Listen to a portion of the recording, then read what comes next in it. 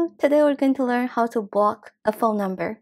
First, click on the phone icon, and then go to Recents if this person has called you recently. For me, this is the phone number that I want to block.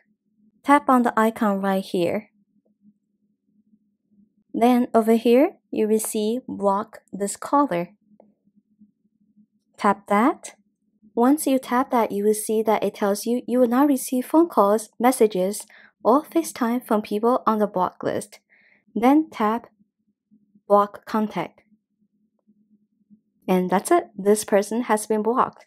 And you can tell that by looking at here. Now we don't see the option that says block this caller.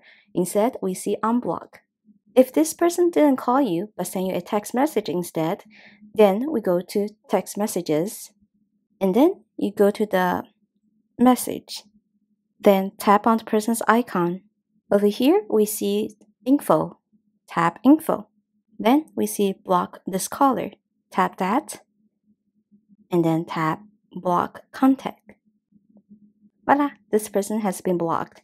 Who are you blocking today?